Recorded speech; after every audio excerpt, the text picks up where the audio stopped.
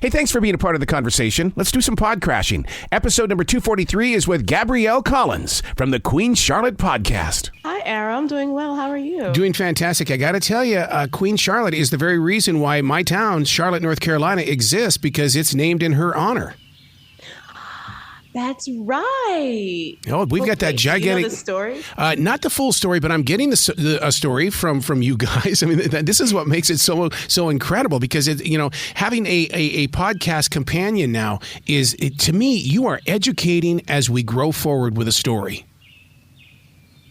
Yeah, and less about Queen Charlotte and more about, I think, the people who are bringing the story to life. I love to talk to creatives about how they create, about their craft. So yeah, that's really what we get into. I love the idea that you're doing that, because so many people go unnoticed and untalked about, because we see those that are on the camera. I get it, and I understand they do their lines, but somebody had to write it, somebody had to direct it, somebody had to carry those big heavy chords. Right. Shout out to gaffers and all of the in between. Like, you're so right. And you get to hear about that camaraderie and that teamwork. They are a really tight knit group. I always have a look in the creative teams, because they're just such a tight knit community, family, really. And I love it. So I'm a theater kid, and how, I don't know if you were in theater or in band or anything, but when the show is over and you leave and you're all sad because you had a whole family, I definitely get that vibe with all of them, that they still really stay in touch and continue to share creative ideas. Yeah, I call that post-production blues, and radio people go through that too, because we all we fight the fight, we do the promotions together, we go through those deep dark times, and then all of a sudden your number comes up and your family's gone, and so I think all creative outlets just have got to, and the thing is that now you have to keep that family alive, and thank God for the internet, because emails do that. Yes, you get me. Yeah, yes. I do. But I want to know how you got on the inside. What's the secret?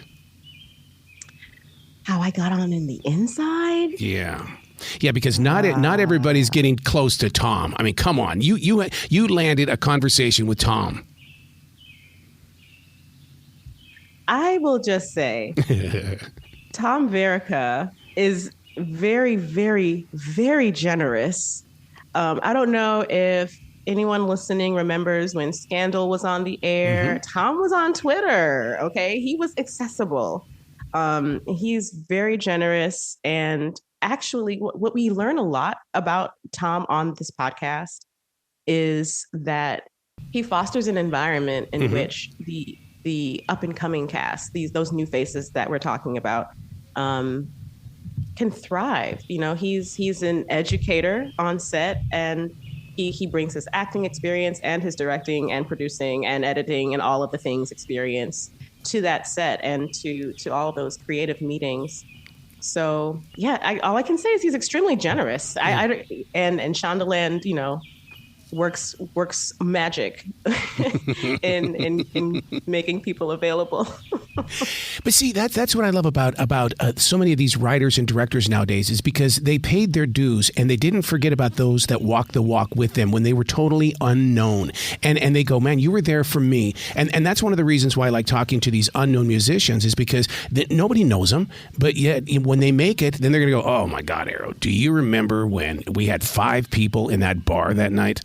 And, that's what it's all about to me. It's the growing period. Yes, I agree. Which, and I got to bring it back to Charlotte.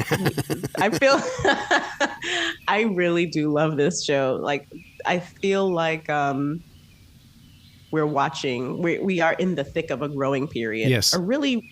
So we have such good stuff to chew on the podcast. But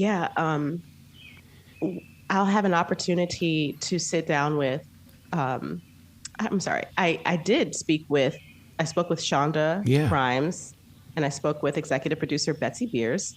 And of course, they have been partners in crime for 2 decades. And so, of course, I wanted to get into that exactly what you're talking about. What's it like working together? When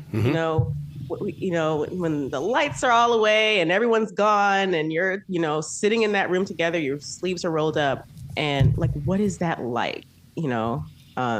Because they are so successful and have accomplished so much, They changed Thursday nights at one point in our recent history. So, hearing what that is like, hearing what makes Betsy a producer's favorite producer is really fascinating to hear. I keep hearing from so many people about why Bridgerton, why Queen Charlotte. What is it about the global fascination? And of course, my heart is saying because we love royalty. We love that story. Yeah. And you modernize it in a way that says, I can be a part of this. Let me go to the mall and see if I can find some clothing that looks just like this. Yeah. Some Queen Charlotte core. Yeah. Yeah, I know. I'll say that again because my computer just binged some Queen Charlotte core. So I think I'm all about story. Okay, so yes, the royalty, and I thought it was so bomb that the show premiered during the coronation of King Charles. Yes. That was so brilliant. I was like, Shondaland, you have blown my mind. You are all so smart. So yes, we love royalty. And then when that kind of wanes, you've got all of this opulence and you're like, okay, my eyes have eaten, I'm stuffed. You're left then with these facial expressions and the stature and physicality of the characters, and all that is said in those moments and all that's not said. I gotta say, for the stuff that's not said, this show is so good. So I think that is what brings people back to it, and has fans really excited about Queen Charlotte because they know it's a prequel. They know it's about Queen Charlotte, and we've all wanted to learn more about Queen Charlotte, and we have that opportunity. It's the story. I think the story just brings people back, and Shondaland brings people back because Shondaland knows how to do a good backstory or a good flashback. So it's like supreme. It's a delicacy. I gotta say. So. I think that's what brings people to Queen Charlotte and back to Bridgerton. Well, and it's the pacing too. Because that pacing is so important. You are not rushing me. And I think that's one of the reasons why I like binge watching is because we're not trying to get this thing done in 2 hours and 15 minutes. And so the pacing, so I can get into the character. I can study how they speak. And more importantly, this is what I love about a lot of shows, especially with Queen Charlotte, facial expressions. Because so many people are so cold-faced right now, but man, not on Queen Charlotte. Whoa, especially in a world where we're all on Zoom. Yep. Or like, if I'm not on Zoom, and then if I'm on Zoom, I'm still not giving eye contact. I'm like looking into some obscure corner of my screen. I'm at the grocery store, not looking at people. To be face to face with these expressive faces, I think hits us in ways more now than maybe before. So I agree. I love facial expression. I love facial expression. Don't you like being on this side of the entertainment industry in the way that, if somebody, and they asked me, do you want to talk with Elton John or his touring manager? And I chose the touring manager because I felt like there's a better story there. And that's what I like about what you're doing with your podcast is that you get to go in and get the story. And it's like, now I watch an episode. Now let's go talk about it. You totally get me. Yeah. And okay, so I speak with the choreographer. Yes. And there's so much, oh my goodness, there's so much history and okay, so just in talking with the choreographer, there are conversations that I learn about during the production of the show and pre-production of the show that, maybe would not have come out. So you're so right. Everyone has a different purview and kind of point of view. So what Jack Murphy, the choreographer, brings to Queen Charlotte and all of the ball scenes, everyone loves the ball scenes. Yep. Just brings a gravitas that is it's really magnificent. The history and the choreographer's personal story too that he kind of brings to the show. So you've got to hear that. You've got to listen. You've got to listen to that. You know what I love about those ball scenes is the fact that I'm also a mobile entertainer, and I keep waiting for another cha-cha slide or some sort of dance to come out of it where people, you know what I mean? I mean, because we see it on Queen Charlotte. Well, I want it at my party. We're going to dance like this because they did it. That is so funny. Wait, the cha-cha slide. I have to know what region you're from. I'm down here in the South. Are you not in the cha-cha slide? I my formative years are outside of Chicago. That's where the cha-cha slide originated. So I haven't heard that in a very long time. What part of Chicago are you from? Because my wife is from Berwyn. I'm from Naperville. Oh, her mouth is wide open going, that's her whole entire town. Yeah. Oh, my God.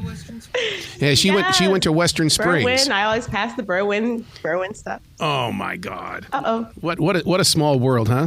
Yes, it is it is a small world. Yeah, the Berwyn stop. Always got off at the Berwyn stop. Wait, isn't that where Brookfield Zoo is too? Yeah. Well, that's in Brookfield. That's in Brookfield. Yeah. So, wow. That's the Brookfield stop. Well, see, this Midwest, what up? Hey. This explains your story then. This is why you like sharing the story, because you come from that Chicago area, and it's all about getting into the heart and soul of creativity. No matter where you are, there are no fences up anywhere. If you're creative, you're part of this family. Yeah, that's so true. Yeah. Man.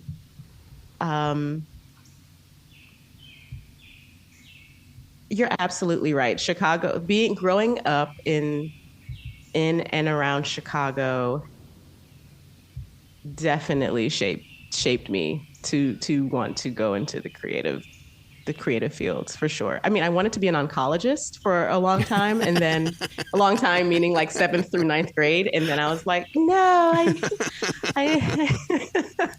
I need to make music. So, yeah. Well, I love Chicago. Don't you see your podcast as being a stage as well? Because you plan it, you make sure that everybody's in order. You've got to, and then when it comes to the editing process and things, I mean, that's the thing I love about podcasts these days, especially with Queen Charlotte, is the fact that a lot of attention has to go into it. You are not banging anything out.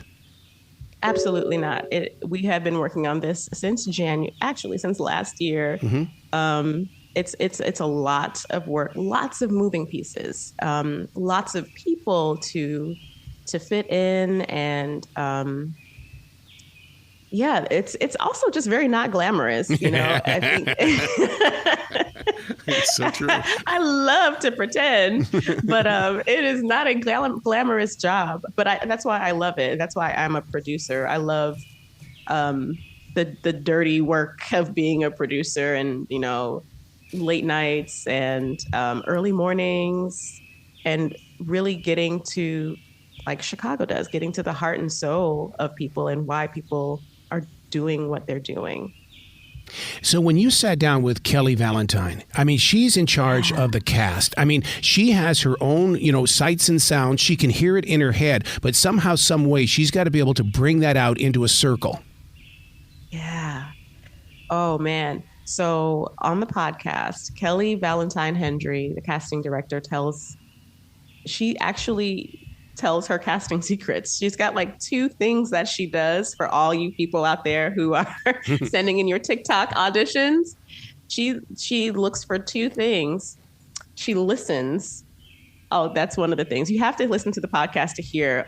But her process, I get into a lot of everyone's process. Yeah, that's okay. And yeah, her process is really, really interesting. And the moment she knows when someone is that character that we currently see is fascinating. Just the way it clicks for her. Yeah. And then when you hear what she says, and then you think about what you see and hear in the show, you're like, oh, well, yeah.